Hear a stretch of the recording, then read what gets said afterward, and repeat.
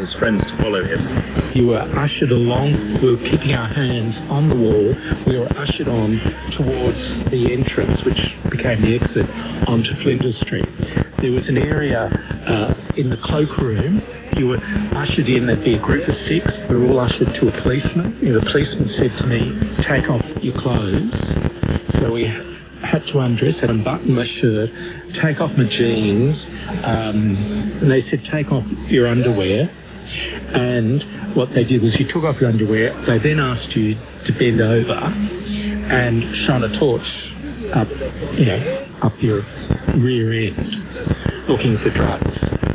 After they'd done that and didn't find anything, you were told to dress, and we got dressed again, and we were then taken out of the club. I think we might have even been given a sticker, I can't remember, and we were ushered out of the club into the street. My friends and I were all together, we got strip searched together. It was in full view of each other. It was humiliating. It was revolting. Police described the operation as a success, saying they recovered large quantities of drugs like amphetamines and heroin. 8 people were charged with drug offences. There were no drugs found on the premises. I mean, only 2 people were ever prosecuted. One of them, it turned out that they had aspirin, and the other person didn't have any drugs anyway, so the purpose of the raid was to find drugs. The police found no drugs in 463 people. But people do take drugs at nightclubs, don't they? They do, but they take them and then they're gone.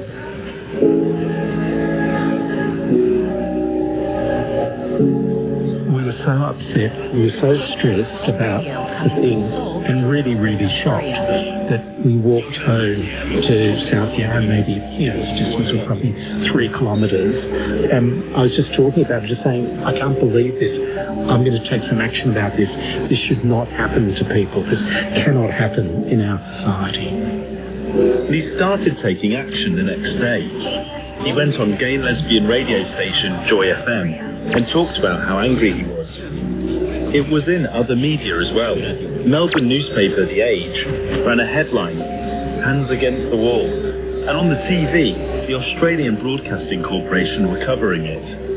I'd like to know why other nightclubs on the same night weren't raided but weren't gay clubs. This was definitely the target of homophobic police exercise. But Gary wasn't finished. He wanted to hold the police to account. He thought they had abused their power, and as a lawyer, he decided to organise a class action against them for false imprisonment. Hundreds signed up and a trial took place. It ran for 6 to 8 weeks, and police officers who were present at the raid all got into the witness box and totally lied. They'd clearly been coached, and they said how everyone was happy and enjoying it and didn't mind being strip searched. So it was fantastic. We had 463 witnesses against the police, 40 witnesses. Normally, when police abuse their powers, it's, a number of police against a single person. Here, the odds were the victims were far greater in number than the police. It became so much more obvious that they were lying. Police paid $6,500 to each person. It totaled $3 million, which the government insisted had to come out of the police's own budget. In 2014, on the 20th anniversary, Victoria Police hosted an event to apologise to the victims who attended Tasty. Acting Police Chief Commissioner Lucinda Nolan spoke on Joy FM. The sins of the past need to be addressed if we really want to make a very strong relationship.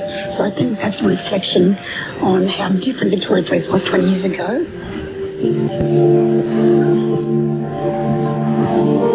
I was delighted to have the apology. I felt it was too late for a lot of people. It was something that should have been done immediately, but it is better late than never. I mean, I'd moved on from it, but I know a lot of people, they had not moved on from it and had deep-seated effects from the raid. I mean, there was one person who got hate letters. Their mother didn't know they were gay. They got hate letters. There were people from small towns in Tasmania whose families were blacklisted because their child was at the club and they were gay. There were some horrific stories of what happened to people. In later life, Gary moved into politics, becoming the deputy mayor of Melbourne. Gary Singer was speaking to me, Alex Collins, for that edition of Witness History.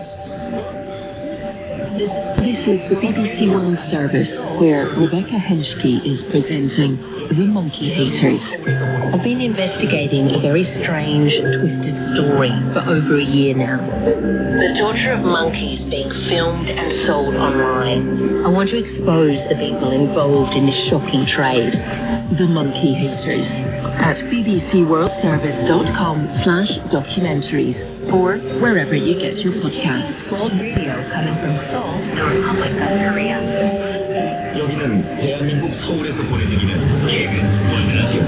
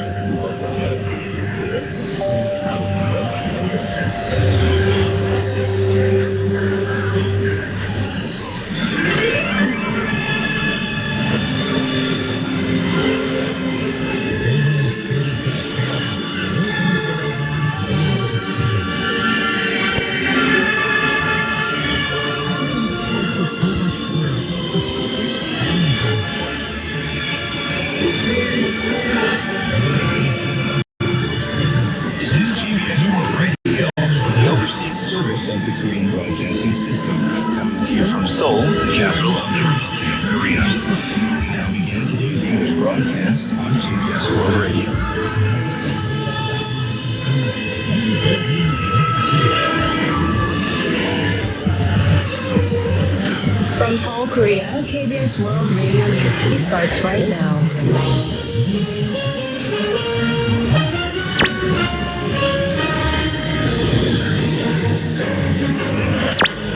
On today's broadcast, President Yoon Suk-yeol and rapper Psy team up to promote Busan bid to host the 2030 World Expo. An arbitration court orders the government to pay almost 70 billion won plus interest to U.S. hedge fund Elliott Investment Management. And political parties spar over the government's plan to exclude so-called killer questions from college entrances. KBS World Radio News. I'm Tom McCarthy.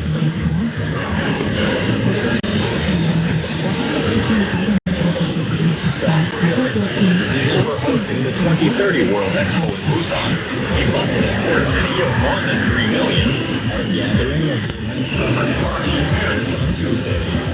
Joined by big names in entertainment, President Yoon Suk-yeol said Busan offers the ideal venue for countries to come together and solve the challenges facing the world.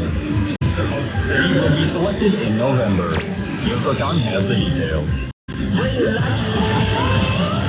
South Korea put its